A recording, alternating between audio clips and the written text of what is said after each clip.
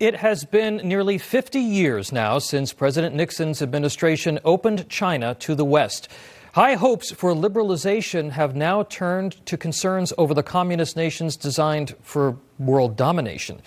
A new Cold War with a new superpower, but this time it's different. We've allowed China access to our markets, companies, our universities, and some would say even our government, making this competition much more complicated than the one with our old Soviet adversaries. What does this threat look like in 2021, and how do we counter it? We're joined by Gordon Chang, author of The Coming Collapse of China, and Dakota Wood, senior research fellow at the Heritage Foundation. He's also a retired Marine Lieutenant Colonel. Good to see you both. Happy New Year. Gordon, to you first. We never would have allowed the Soviets access to this country the way that China has been afforded. How do we decouple ourselves, and is it even possible at this point? Well, I think it is possible because we did couple ourselves to begin with.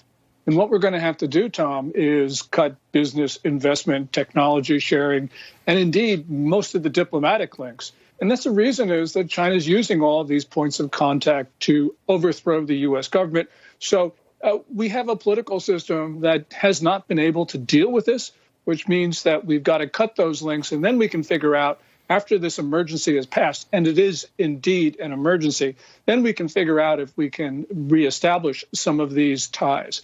But for the moment, with our society at risk, our government at risk, there's no choice. We've got to cut everything. The NDAA, Gordon, cracks down on shell companies to help prevent money laundering and moving money around that often happens with China. We also, this week, there were orders to delist a number of Chinese companies from our stock exchanges. Do you think that those are good steps, and what would be the next logical step following that?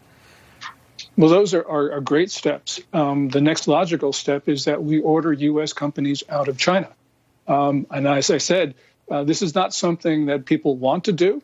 But unfortunately, we have seen China use the business community to propagate Chinese narratives, not only in Hollywood, which we often talk about, but we've seen companies do this, including most recently Walmart, using its official Twitter account. So this is really for us a question of their thorough penetration of our business community, and we've got to end it. Dakota, President-elect Biden is preparing to fill his cabinet with a number of old Obama hands who do not have a record of being aggressive on China. But this does need to kind of go beyond Anthony Blinken in order to do what Gordon's talking about, and he's slated to be Secretary of State. Does there need to be some sort of a China litmus test when it comes to all of his nominees for his cabinet?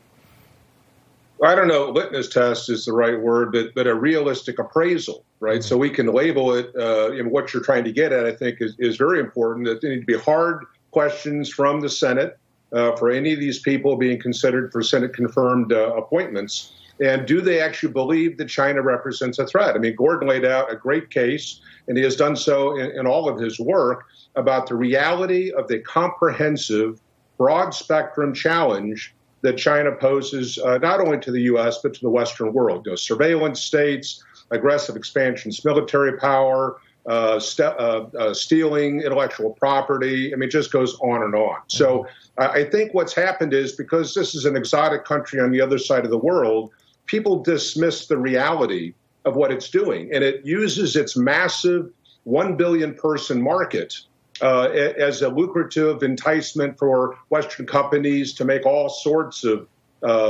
concessions that they wouldn't do in other circumstances. So I think this is a real and present danger to the long-term security of the United States. And it's these kinds of questions, presence in our universities, presence in our research institutes, presence in all these market economic drivers. These are the kinds of questions that should be posed to these people who are being nominated by the Biden team.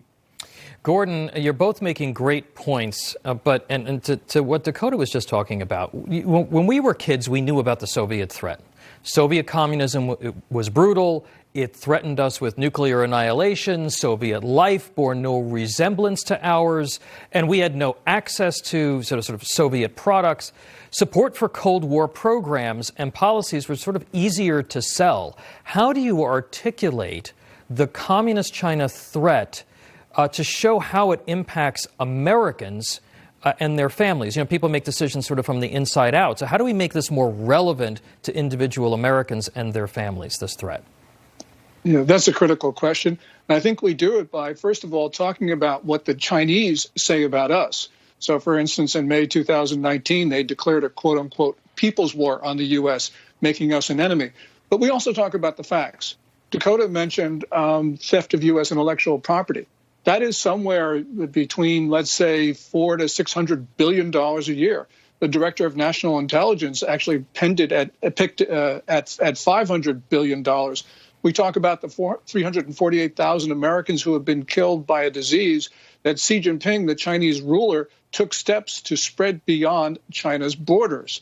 We can just go down the line of China's malicious activities against the United States, and there will be a reckoning because facts are facts, and eventually the American public will understand, as Dakota said, the fundamental nature of China's challenge to the United States and indeed to the international system as a whole. We need to personalize this message, though, I think, for it to get through. Dakota, I only have about 45 seconds, but last month a senior Chinese diplomat said he hoped that the U.S. election of Joe Biden would allow the U.S.-China policy to, quote, return to objectivity and rationality, and he urged the United States to, quote, respect the social system and development path of China.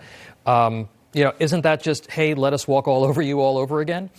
Yeah, it's like saying respect the social system of communist Soviet Union, right, back in the day. So, I mean, if we want the kind of surveillance state, imprisonment of minorities like they have in China, and seeing China export that capabilities, well, I guess we can let, bygones be bygones. But it's just ridiculous. You have to pick a side. You have to choose what your value systems are and push back against competing systems. And this is what the United States needs to do.